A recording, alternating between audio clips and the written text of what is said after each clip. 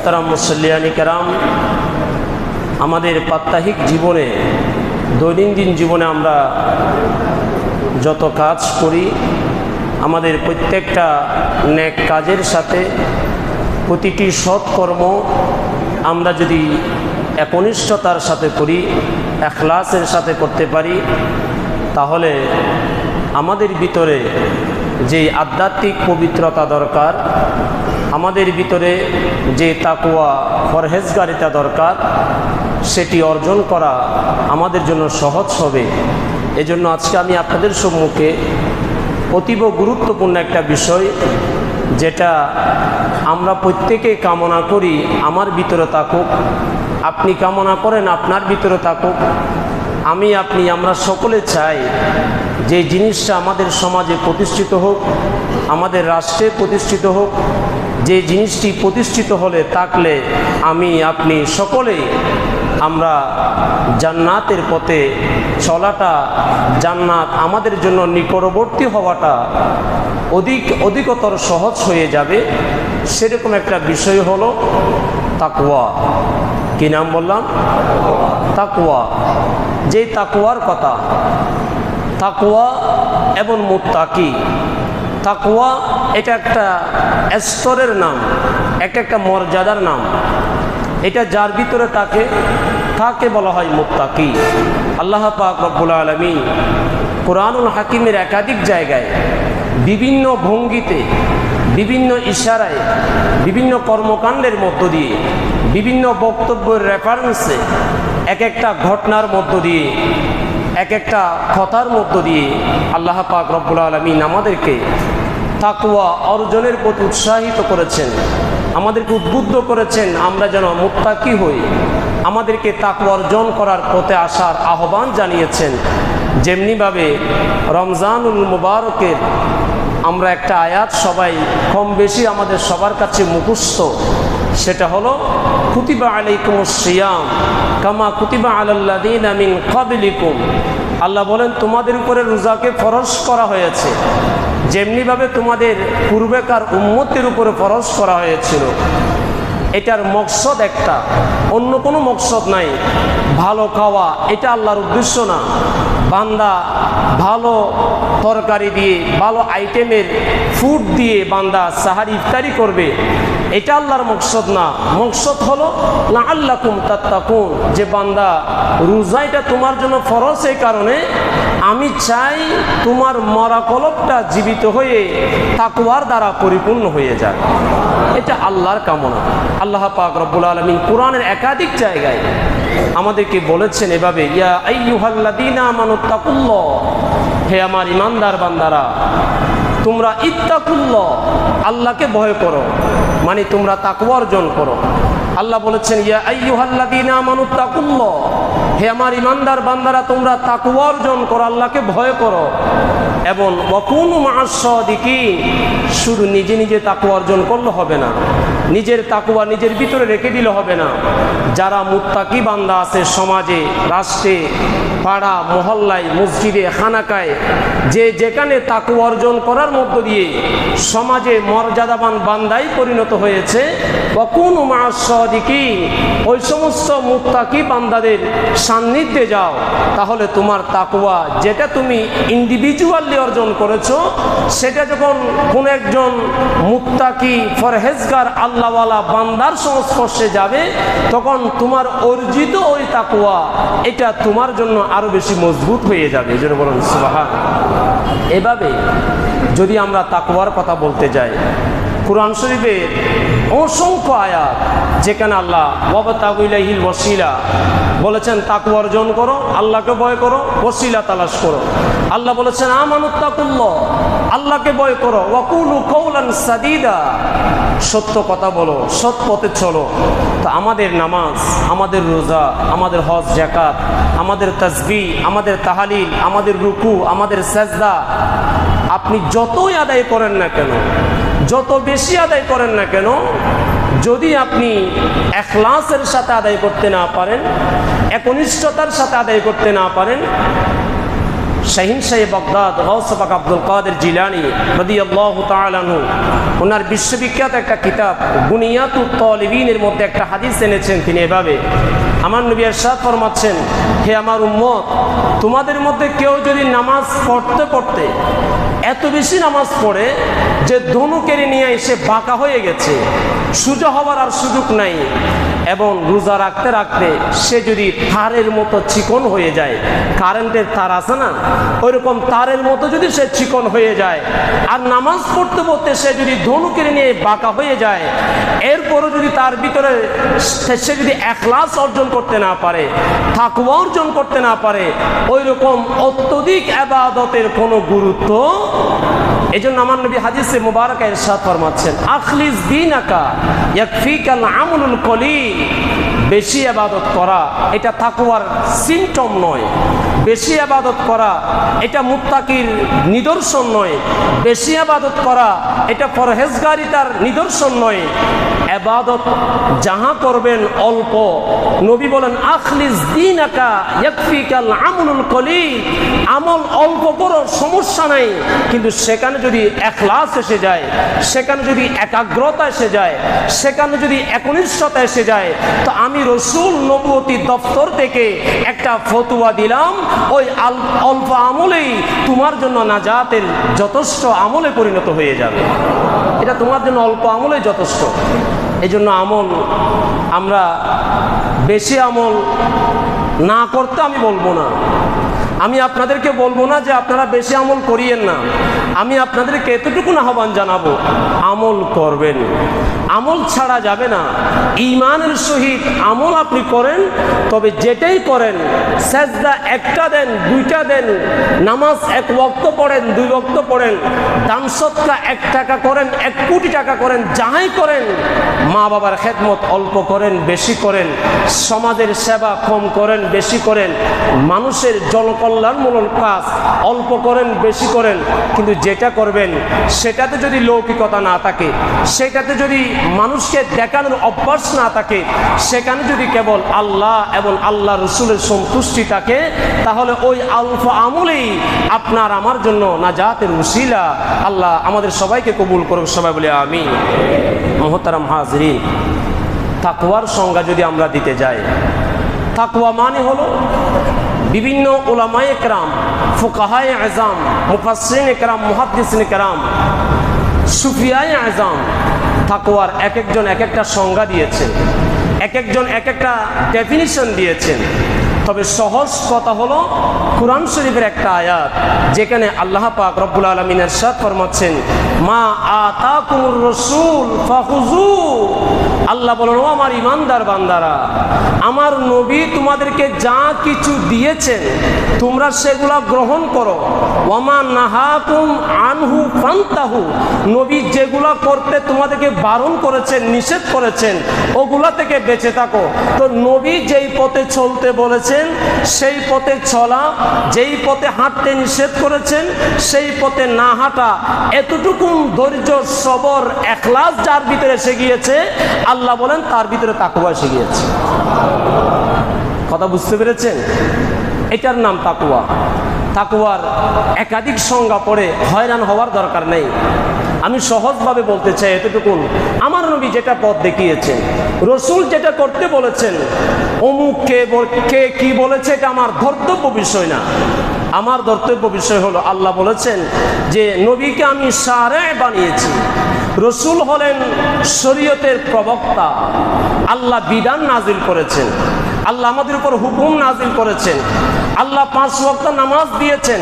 কিন্তু সেই 5 ওয়াক্ত নামাজ আপনি কিভাবে পড়বেন, কোন রুকুতে গিয়ে কোন তাসবিহ পড়বেন, সেজদায় গিয়ে কোন তাসবিহ পড়বেন, 2 সিজদার মাঝখানে কি দোয়া পড়বেন, রুকু থেকে দাঁড়িয়ে কি দোয়া পড়বেন, নামাজের মুসল্লায় দাঁড়িয়ে কি দোয়া পড়বেন, এগুলো আল্লাহ শিখিয়ে দেন নাই।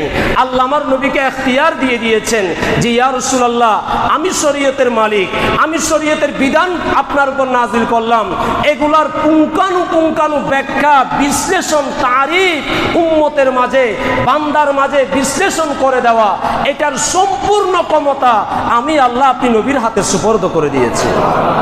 এই জন্য আমার নবী হচ্ছেন শরীয়তের প্রবক্তা। আল্লাহ রসুলের একটা নাম হলো শারে। আমার নবী শরীয়ত, রসুল যেটাকে হালাল বলেছেন সেটাই আমাদের জন্য হালাল, নবী যেটাকে হারাম বলেছেন সেটাই আমাদের জন্য হারাম। আমি যেটাকে হারাম বলবো সেটা হারাম হবে না, আমি যেটাকে হালাল বলবো সেটা হালাল হবে না, আমি যেটাকে নাজায়েজ বলবো ওটা নাজায়েজ হবে না, আমি যেটাকে জায়েজ বলবো ওটা জায়েজ হবে না। দরবারের রিসালাত থেকে যেটাকে জায়েজ বলা হয়েছে, নবীর দরবার থেকে যেটাকে হালাল বলা হয়েছে, নবীর দরবার থেকে যেটাকে জায়েজ বলা হয়েছে, নবীর দরবার থেকে যেটাকে নাজায়েজ বলা হয়েছে, সেটাই আমাদের জন্য ধর্তব্য এবং ওটাই আমাদের জন্য উসুল। এই জন্য আল্লাহ বলেছেন ওয়ান্না হাদা সিরাতি মুস্তাকিমা, নবীর পথটাই হলো তোমাদের জন্য সিরাতুল মুস্তাকিম, তথা আহলে সুন্নাত ওয়াল জামাতের আকীদা এবং আদর্শ হলো আমার নবী যে পথ দেখিয়েছেন সেটাই আমাদের আসল সঠিক পথ। আর একটু জোরে বলবেন না সুবহানাল্লাহ। তো আমরা সেই সঠিক পথে থাকতে চাই কি চাই না? আজ থেকে 1450 বছর আগে নবুয়তে রসুল যে শরীয়ত আমাদেরকে দিলেন, আজকে 2024 সালে এসে প্রায় 1450 বছর পরে এসে দুনিয়ার কোনো শায়েখ যদি আপনাকে আমাকে বোঝাতে চায় যে নবীর যুগে তো বিশ্ববিদ্যালয় ছিল না, তো নবীর কাছে কোনো ডিগ্রি ছিল না, নবীর যুগে তো কোনো কামিল মাদ্রাসা ছিল না, নবী হাদিস পড়ার সুযোগ পান নাই, নবী মুহাদ্দিস হওয়ার সুযোগ পান নাই, নবী মুফাসসির হওয়ার সুযোগ পান নাই, নবী মুফতি হওয়ার সুযোগ পান নাই, এই জাতীয় কথা বলে কেউ যদি আমাদের আকীদাকে ডাইভার্ট করতে চায়, আমরা কি সেটা গ্রহণ করব? একটু জোরে বলেন না, গ্রহণ করব? আমরা কি বলবো? আমরা বলবো আজকের পৃথিবী যেই বিজ্ঞানের পথে চলছে, আজকের পৃথিবী যে জ্ঞান নিয়ে পথ চলেছে, আজকের পৃথিবী যাকে মুফাসসির বানিয়েছে, আজকের পৃথিবী যাকে মুফতি বানিয়েছে, আজকের পৃথিবী যাকে বিজ্ঞানী বানিয়েছে, আজকের পৃথিবী যাকে ডাক্তার বানিয়েছে, ডাক্তারের ডাক্তারি বিদ্যা, ইঞ্জিনিয়ারের ইঞ্জিনিয়ারিং বিদ্যা, ফিলোসফির দর্শন বিদ্যা, বৈজ্ঞানিকের বিজ্ঞান, কোরআন হাদিস যারা আজকে গবেষণা করছে, সমস্ত জ্ঞান একটা জায়গায় রাখো আর আমার রসুলের নবুয়তি রসুলের আল্লাহর হাবিবের 63 বছরের হায়াতের একটা জীবন এক পাশে রাখো, গোটা পৃথিবীর জ্ঞান এক জায়গায় এসে যাবে। আল্লাহ বলেন ইয়া রাসূলুল্লাহ ইয়াসিন ওয়াল কুরআনিল হাকিম, ও নবীরে আমার, আমি আপনার উপর এমন একটা কিতাব নাজিল করেছি যেখানে কিয়ামত পর্যন্ত মানুষ যত জ্ঞানের উৎস তালাশ করবে সমস্ত উৎস এই কোরআনের ভিতরে আমি আল্লাহ নাজিল করে দিয়েছি। ওয়াল কুরআনিল হাকিম, আল্লাহ বলতেছেন এটা সাধারণ কোনো কিতাব না, এটা হলো বিজ্ঞানময় কোরআন, বিজ্ঞানময় কিতাব। আজকে নাসা বলেন, পৃথিবীর বড় বড় চন্দ্র অভিযানের লোকেরা আজকে রাশিয়া, ফ্রান্স, ব্রিটেন, আমেরিকা, ওরা আজকে চাঁদের দেশে যায়, ওরা চাঁদ ভ্রমণ করে। এই জ্ঞান কি তাদের নিজেদের বাবার পৈতৃক সম্পত্তি থেকে পাওয়া জ্ঞান, নাকি এটা আমার আল্লাহর দেওয়া প্রদত্ত জ্ঞান? এটা কার জ্ঞান?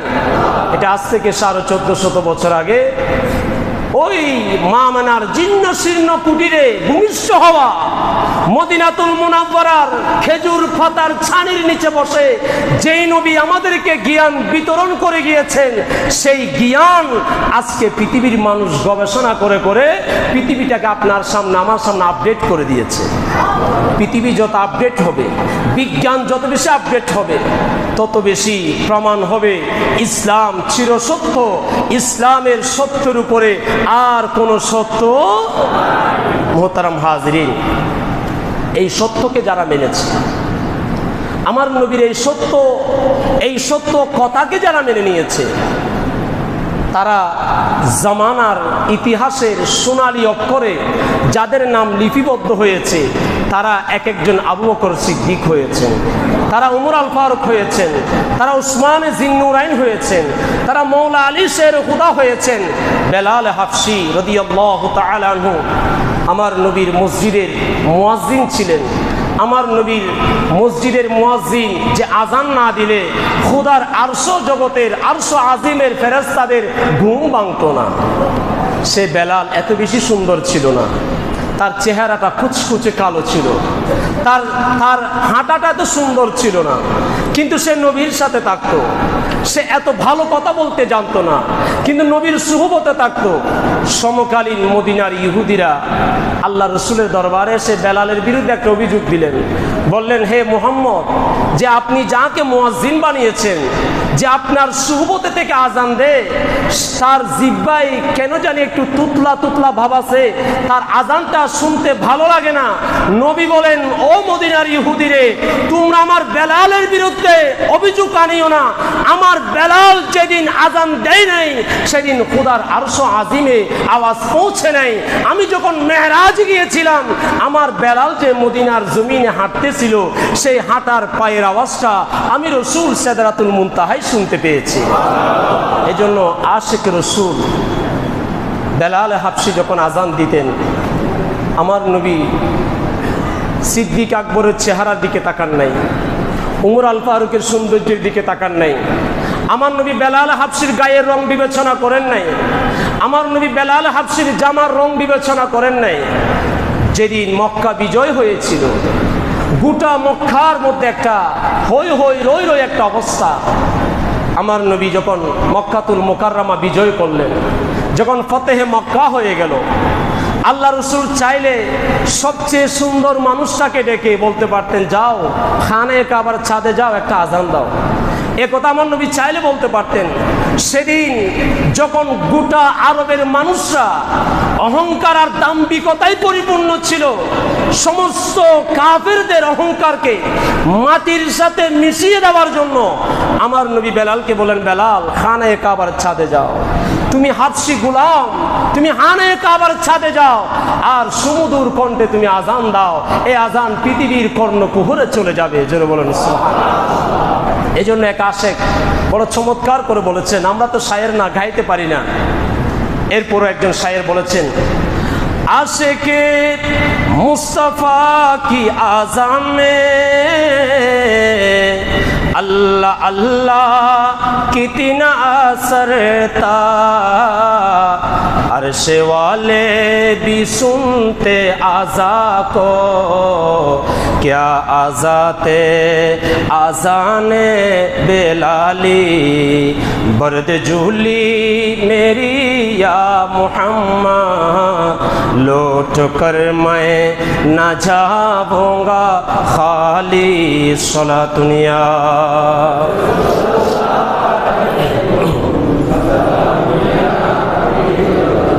আশেক বড় চমৎকার করে বলেছেন, বলে আশেকে মুস্তাফা কি আজামে আল্লাহ আল্লাহ কিতনা আসরতা। আমাদের মুয়াজ্জিনরা আজান দিলে মসজিদের পাশের ঘরের মানুষের ঘুম ভাঙে না।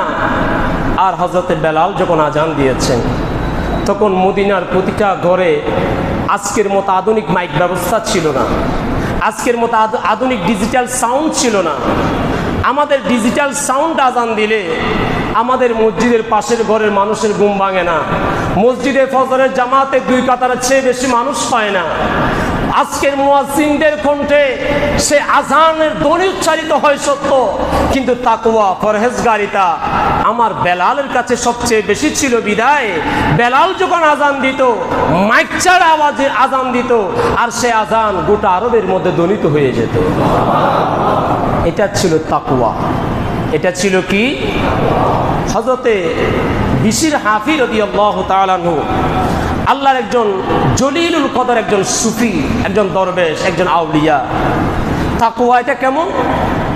হযরতে বিশির হাফি রাদিয়াল্লাহু তাআলা আনহু উনি যখন রাস্তা দিয়ে হাঁটতেন, রাস্তা দিয়ে যখন তিনি চলতেন, উনি খুব বেশি ভয় পেতেন আল্লাহকে।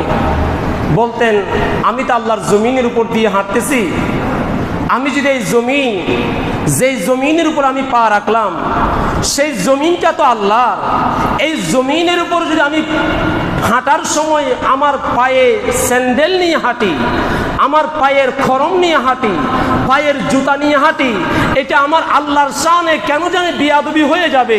অথচ এটা বিয়াদবি হচ্ছে না, কিন্তু এটা ওনার তাকওয়া, ওনার পরহেজগারিতা, ওনার মুত্তাকি, ওনার তাকওয়া ওনাকে এমন স্তরে নিয়ে গেলেন, উনি জীবনে যতদিন বেঁচে ছিলেন তাকওয়া অর্জিত হওয়ার পর থেকে জমিনে হাঁটার সময় কোনোদিন পায়ে স্যান্ডেল দিয়ে হাঁটেন নাই। সুবহানাল্লাহ বলবেন না? আপনাদের কাছে কি খারাপ লাগে? খারাপ লাগে? তো আল্লাহও তাকে সে মর্যাদা দিয়েছে। বিশির হাফি আল্লাহর ভয়ে জমিনে স্যান্ডেল দিয়ে হাঁটেন নাই, জুতা পরে হাঁটেন নাই, তো আল্লাহ জমিনের পশু পাখিদেরকে একটা আদেশ দিয়ে দিলেন। সুবহানাল্লাহ। আল্লাহ বললেন, ও আমার জমিনের পশু পাখিরা, তোমরা যারা রাস্তাঘাটে ময়লা ত্যাগ করো, মলমূত্র ত্যাগ করো, আমার বিশির হাফি যে রাস্তা দিয়ে যাবে সেই রাস্তায় যখন সে পায়ে জুতা পরে হাঁটে না, সে যখন জুতা পরে চলাফেরা করে না, ও আমার জমিনের পশু পাখিরা, তোমরা যারা জমিনে মলমূত্র ত্যাগ করো, আজকে থেকে আমার বিশির হাফির রাস্তায় তোমরা কোনো মলমূত্র ত্যাগ করবে না, যেন আমার বিশির হাফির পায়ে কোনো প্রকারের অপবিত্রতা না লাগে। সে তার কলবকে যেভাবে পবিত্র করেছে, আমি আল্লাহ তার গোটা শরীরটাকে পবিত্র করে দিলাম। তো তাকওয়া এটা যদি সেভাবে আসে, আমাদের জীবন, আমাদের ব্যক্তিগত জীবন আমরা যদি তাকওয়া অর্জন করতে পারি, আমাদের পারিবারিক জীবন আমরা যদি তাকওয়া অর্জন করতে পারি, আমরা যখন ঘরে 5 জনের জন্য বাজার করে নিয়ে যাব, সেখানে যেন আমরা কোনো তারতম্য না করি। আমার নবী বলেছেন, ঘরে যখন বাজার করে নিয়ে যাবে, কারো জন্য কম দামি, কারো জন্য বেশি দামি জিনিস কিনিও না, সবার জন্য সমান ইনসাফ। রহমতুল্লিল আলামিন শফিউল মুজনবিন, কুল কায়নাত যার কদমে ঝুঁকে পড়ে, খুদাই সৃষ্টি জগতের রিজিকের চাবি যার হাতে, সে নবীর ঘরে একদিন একটা মেহমান আসলেন, ইহুদিদের একটা মেহমান আমার নবীর ঘরে মেহমান হলেন। নবীজির ঘরে রহমতুল্লিল আলামিন, যিনি পাহাড়ে হাত দিলে পাহাড় সোনা হয়ে যাবে, গাছে হাত দিলে গাছ জীবিত হয়ে যাবে, মরা জিনিসের উপর নজর দিলে মরা জিনিস চিন্তা হয়ে যায়, যেই নবী হাত টানলে জান্নাত থেকে খাবার এসে যায়, যেই নবীর আদরের কলিজার টুকরা হাসান হুসাইনের কান্না থামানোর জন্য আল্লাহ জিবরিল আমিনের মাধ্যমে জান্নাত থেকে খাবার পাঠিয়ে দেয়, সেই নবীর ঘরে আজকে খাবার নাই, কি খাওয়াবে? এরপর আমার নবী বিবিকে জিজ্ঞেস করলেন, ঘরে কি আছে? বিবি জবাব দিলেন, ইয়া রাসূলুল্লাহ, ঘরে অল্প কিছু দুধ আছে আর কয়েকটা খেজুর আছে। আল্লাহ রসুল বললেন, তাহলে সেগুলা মেহমানকে খেতে দাও। তো মেহমান খেলেন, রাত্রি যাপন করবেন। আল্লাহ রসুল তাকে রাত্রি যাপন করার জন্য একটা জায়গা ঠিক করে দিলেন। গভীর রাতে বেচারার হঠাৎ পেট খারাপ হয়ে গেল। পেট খারাপ হয়ে যাওয়াতে সে কোন রাস্তাঘাট তো সে চিনে না, সে কোথায় যাবে, নতুন মানুষ, সে কন্ট্রোল করতে না পেরে তার বিছনাটা সে অপরিষ্কার করে ফেলল। সকালবেলা সে খুব লজ্জিত হয়ে গেল। ভোর হওয়ার আগে আগে সে লজ্জায় ঘৃণায় নিজের প্রতি নিজে লজ্জিত হয়ে ঘর থেকে বের হয়ে গেলেন। বের হয়ে আল্লাহ রসুলের ঘর থেকে কিছু দূরে একটা জায়গায় একটা গাছের আড়াল হয়ে দাঁড়িয়ে থাকলেন। সে চাইতে লাগলেন, দেখি আজকে মুহাম্মদের ঘরে একটা অনাকাঙ্ক্ষিত ঘটনা ঘটে গেল, আজকে দেখি নবী মুহাম্মদ এই ঘটনার প্রতিক্রিয়া কিভাবে দেখায়। আল্লাহ রসুল সকালবেলা ঘুম থেকে ফজরের নামাজটা পড়ে যখন তার ঘরে গেলেন, নবীজি দেখলেন তার বিছানাটা অপরিষ্কার হয়ে গেল। আল্লাহর নবী দু চোখের পানি ছেড়ে দিলেন আর বললেন, হায় আল্লাহ, আমার ঘরের মেহমান, সে রাত্রিবেলা আমার ঘরে মেহমান হয়েছে, আমি তাকে ভালোভাবে আদর আপ্যায়ন করতে পারি নাই। এরপরও রাত্রিবেলা তার এমন একটা পরিস্থিতি হয়ে গেল, সে আমাকে না পারলো বলতে, আর আমি না পারলাম তাকে ভালোভাবে সেবা দিতে। আমার নবী এই আফসোস করতে করতে তার বিছানাটা নিয়ে পুকুরের পানির পাশে গেলেন। রহমতুল্লিল আলামিন নিজের হাতে পরিষ্কার করতে লাগলেন আর চোখের পানি ছেড়ে দিলেন। ওই গাছের কিনারা থেকে, গাছের গোড়া থেকে ইহুদি দাঁড়িয়ে দাঁড়িয়ে দেখলো, ইনি বোধহয় রহমতুল্লিল আলামিন। আরে জোরে বলবেন না সুবহানাল্লাহ, ইনি বোধহয় রহমতুল্লিল।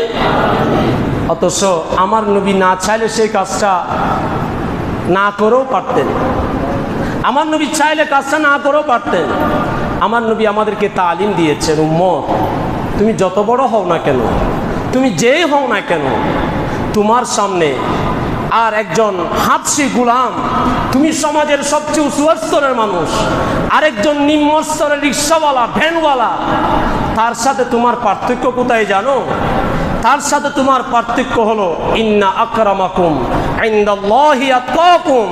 আল্লাহ বলেন, বান্দা আমি তোমার পোশাক দেখবো না, আমি তোমার চেহারা চাকচিক্যতা দেখবো না, আমি তোমার পোশাকের ঝলক দেখবো না, আমি তোমার হাতের ঘড়ির বাহাদুরি দেখবো না। আমি আল্লাহ যেটা দেখলে খুশি হয়ে যাব সেটা হলো আত্তাকওয়া হাহুনা। নবী বলেন আত্তাকওয়া হাহুনা। আমার নবী শাহাদাত আঙ্গুলি এই জায়গায় রেখে ইশারা করে করে বলতে লাগলেন, উম্মত আত্তাকওয়া হাহুনা, আত্তাকওয়া হাহুনা, আত্তাকওয়া হাহুনা। নবী বললেন তাকওয়া চেহারায় নেই, তাকওয়া পাঞ্জাবিতে নেই, তাকওয়া টুপিতে নেই, তাকওয়া জুব্বাতে নেই, তাকওয়া আপনার প্যান্ট শার্টে নেই, তাকওয়া আপনার কলবে এখানে। সুবহানাল্লাহ। তাকওয়া কোথায়? এই জন্য হযরত মূসা আলাইহিস সালাতু ওয়াস সালাম, কথাই তো আসলে কথা বেড়ে যায়, কথা এক ধাঁচে বলতে চাই, কিন্তু কথা যখন শুরু হয়ে যায় পিছনে আরো অনেক কথা মাথায় এসে ব্রেইনে ঠাক ঠাক করে, যে মনে হয় যেন ব্রেইনে আমাকে ইশারা করে দিচ্ছে এটা বল সেটা বল। আসলে কথায় কথা বেড়ে যায়, যারা বক্তা তারা জানেন এটা স্বাভাবিক। তো যাই হোক, হযরত মূসা আলাইহিস সালাতু ওয়াস সালামের যুগে আজকে আমরা মৌলবীরা সালাতুল ইস্তিসকার নামাজ পড়ছি। আজকে প্রচণ্ড গরমে আমরা আল্লাহর কাছে রহমতের বৃষ্টি কামনা করছি। আমাদের বৃষ্টি, আমাদের রহমত, আমাদের শান্তি সব কিছু চলে যাওয়ার পেছনে মূল কারণ হলো আমাদের অন্তর তাকওয়া খালি হয়ে গিয়েছে। কি বলেন, ঠিক কি না? যেদিকে যান, যে যাকাত দিচ্ছে সে যাকাতের বিশাল এক লম্বা লাইন দাঁড় করিয়েছে, আর টেরি বাজার থেকে 150 টাকা দামের শাড়ি এনে, ডিজিটাল ক্যামেরা এনে, সাংবাদিক মিডিয়া এনে প্রচার করে দিচ্ছে অমুকে যাকাত দিচ্ছে। যে নামাজ পড়তেছে সে মসজিদে আসে অন্য মুসল্লির নামাজের দৃশ্য দেখে, তার নামাজের খবর নাই। যে তাহাজ্জুদের নামাজ পড়ে এটা তো কেউ দেখে না। সকালবেলা চায়ের দোকানে এসে বলে, আমি যখন গতকাল রাত্রে উঠেছিলাম তাহাজ্জুদে তখন আমি এরকম ঘটনা দেখেছিলাম। অর্থাৎ সে নিজেকে জাহের করে সব জায়গায়, বাসা বলেন, বাড়ি বলেন, মসজিদ বলেন, মাদ্রাসা বলেন, স্কুল কলেজ, এভরিথিং, রাজনীতি, সমাজনীতি, অর্থনীতি, সব জায়গায় একটা জিনিসের বড় অভাব, সেটা হলো বান্দার ভিতরে তাকওয়া নাই। এটার সাথে কি আপনারা একমত? আপনারা কি মনে কষ্ট আনছেন? একটা ঘটনা বলে আমি আমার কথা আস্তে আস্তে শেষের দিকে যাব। হযরত মূসা আলাইহিস সালাতু ওয়াস সালাম বিশ্ববিখ্যাত একটা কিতাব নুজহাতুল মাজালিস, এই কিতাবের মধ্যে ঘটনাটি এসেছে। হযরত মূসা আলাইহিস সালাতু ওয়াস সালাম যখন বৃষ্টি হচ্ছিল না, যখন প্রচণ্ড গরম বেড়ে গেল, তখন তিনি তার সমস্ত উম্মতদেরকে নিয়ে খোলা ময়দানের সালাতুল ইস্তিসকা পড়ার জন্য আসলেন, যে আজকে নামাজ হবে বৃষ্টির জন্য, আল্লাহর কাছে আমরা বৃষ্টি কামনা করব। হাজার হাজার মুসল্লি, হযরত মূসা কলিমুল্লাহ নামাজের ইমাম, নামাজ পড়ে আল্লাহর কাছে দোয়া করতেছেন। নবীদের দোয়া কি কোনো ফেরত আছে? এত জোরে বলেন, ফেরত আছে? নবীরা হলেন মুস্তাজাবুদ দাওয়া। নবীরা যখনই দোয়া করে আল্লাহ সেই দোয়া কবুল করবেন 100%। কিন্তু আজকে আল্লাহ মূসার দোয়া কবুল করতেছেন না। আল্লাহ মূসা আলাইহিস সালাম আল্লাহকে জিজ্ঞেস করলেন, আল্লাহ আজকে কি আমার দোয়া কবুল হবে না? আজকে আমার দোয়া কবুল না হলে আমার এই হাজার হাজার উম্মত, আমি যে তাদের নবী, এটা নিয়ে তো প্রশ্ন উঠে যাবে। আল্লাহ বলেন, মূসা রে, দোয়া কিভাবে কবুল করব? তোমার হাজার হাজার উম্মতের ভিতরে এমন একজন উম্মত আছে যে বিগত 40 বছরে একটিবার আমি আল্লাহর নাম উচ্চারণ করে নাই। সে বিগত 40 বছর আমি আল্লাহর নাফরমানি করেছে। তাকে মজলিস থেকে বের করে দাও, আমি আল্লাহ তোমার দোয়া কবুল করে নেব। এখন হাজার হাজার মানুষের ভিতরে মূসা আলাইহিস সালাম এই ঘোষণাটা দিয়ে দিলেন যে আমার উম্মত কে আছে তোমাদের মধ্যে যে আল্লাহর কথা অনুযায়ী 40 বছর আল্লাহর ইবাদত করো নাই, আল্লাহর নাফরমানি করেছো, যাও আমার মজলিস থেকে বের হয়ে যাও। এখন ওই বেচারা সাহিবুল বাইতি আদারা মা ফিহি, একটা কথা আরবিতে, ঘরের মালিক জানে ঘরের ভিতরে কি আছে কি নাই। জানে কি জানে না? ঘরের বিবিরা জানে না মটকায় চাউল আছে না নাই, ফ্রিজে তরকারি আছে না নাই, ঘরের মানুষ জানে না। এখন যখন ঘোষণাটা দিয়ে দিলেন, ওই লোকটা যার ব্যাপারে আমার আল্লাহ বলেছেন, সেই লোকটা বড় শর্মিন্দা হয়ে গেলেন, সেই লোকটা বড় শর্মিন্দা হয়ে গেলেন, লজ্জিত হয়ে গেলেন। সে কিভাবে ও মসজিদ থেকে উঠবে এটা নিয়ে সে বড় পেরেশান হয়ে গেলেন, হতাশ হয়ে গেলেন, সে বড় টেনশনে পড়ে গেলেন। আল্লাহর দরবারে সে ওই জায়গায় দুটো হাত তুলে অজুর দ্বারায় কান্নাকাটি করতে লাগলেন আর বললেন, মৌলা 40 বছর যে গুনাহ তুমি গোপন করে দিয়েছো, আজকে যদি সেই গুনাহ তুমি মানুষের সামনে জাহের করে দাও, তো তুমি খোদা হিসাবে তোমার যে একটা নাম আছে সাত্তারুল উয়ুব, তুমি বান্দার দোষ গোপনকারী। ও মৌলা, আমি তো দুনিয়ার কারো দোষ প্রকাশ করে দিই নাই, 40 বছর তুমি আমার দোষ গোপন করেছো। আল্লাহ, আজকে আমি তোমার দরবারে তওবা করছি, তুমি আজকে আমার তওবাটা একটু কবুল করে আমার গুনাহগুলো একটু গোপন করে নাও। জোরে বলেন সুবহানাল্লাহ। আমার আল্লাহ তার মোনাজাত শেষ হয়েছে, সাথে সাথে আল্লাহর রহমতের বৃষ্টি নাজিল হয়ে গেল। হযরতে মুসা কলিমুল্লাহ আল্লাহকে জিজ্ঞেস করলেন, আল্লাহ একটু আগে বললা বান্দাকে এখান থেকে বের করে দিতে, তাহলে দোয়া কবুল হবে, কিন্তু আমি তো কাউকে বের হতে দেখলাম না। ও মওলা, আমি তো কাউকে বের হতে দেখলাম না, আপনি কিভাবে আবার বৃষ্টি দিলেন, কিভাবে আবার দোয়া কবুল করলেন? আল্লাহ বলেন, ও মূসা রে, আমার ওই বান্দা যেভাবে আমি আল্লাহর কাছে তওবা করেছে, 40 বছরের গুনাহ আমি আল্লাহ 40 সেকেন্ডে মাফ করে দিয়েছি। কিয়ামতের ময়দানে এরকম তাকওয়াবান বান্দা যাদের তওবায়ে নাসুহা হয়েছে, যারা তওবার মতো আমানুত্তাকুল্লাহ হাক্ক তুকাতিহি, আল্লাহকে ভয় করার মতো করে যারা ভয় করেছে, আমার আল্লাহ তাদের গুনাহগুলো সেভাবে গোপন করে নেবেন। তো আল্লাহ যদি আমার আপনার গুনাহ গোপন করে নেয়, বিনা হিসাবে যদি জান্নাত দিয়ে দেয়, তো আমার আর আপনার অসুবিধা হওয়ার কোনো সুযোগ আছে? বলেন আছে? অতএব সময় যেটা যাচ্ছে, কথা আর বাড়াবো না, সময় যেটা যাচ্ছে, এখন তওবা ছাড়া কোনো রাস্তা নাই, তাকওয়া অর্জন করা ছাড়া বিকল্প কোনো রাস্তা নাই। আপনারা যারা সমাজের দায়িত্বে আছেন, আপনারা যারা মসজিদের দায়িত্বে আছেন, আপনারা যারা রাষ্ট্রের গুরুত্বপূর্ণ দায়িত্বে আছেন, সামাজিকভাবে আপনারা উদ্যোগ গ্রহণ করুন। একজন মসজিদের ইমাম হিসাবে আমি আপনাদের প্রতি এই উদাত্ত আহ্বান জানাই, প্রত্যেকটা সমাজের মসজিদ থেকে যদি উদ্যোগ নেওয়া হয়, মসজিদ কমিটি, সমাজ কমিটি যদি ঐক্যবদ্ধ হয়ে সমাজে সুদের বিরুদ্ধে সামাজিক আন্দোলন গড়ে তোলে, জেনা ব্যভিচারের বিরুদ্ধে আন্দোলন গড়ে তোলে, রাহাজানের বিরুদ্ধে আন্দোলন গড়ে তোলে, সমাজে শান্তি আসবে কি আসবে না? যেটা বলেন, আসবে কি আসবে না? এখন তো আমরা এসব কথা বলতে ভয় পাই। আমরা এসব কথা বললে মনে করি আগামী শুক্রবার থেকে আমার মিম্বর খালি। আমরা এসব কথা বলতে চাই না, আমরা হুজুররা এসব কথা বলতে ভয় পাই, কারণ আমাদের নজর সব সময় আপনাদের পকেটের দিকে থাকে। আমরা মসজিদের ইমামতি, মুয়াজ্জিনি, খতিবগিরি এগুলা ছাড়া আমরা কিছু ভাবি না।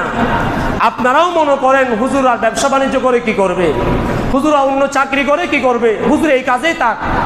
সমাজের বড় বড় দায়িত্বগুলো আমরা পালন করি, আর ইমামতের সুগুরাটা হুজুরকে দিয়ে চালায়, ইমামতের কুবরাটা আমরা নিয়ে যাই।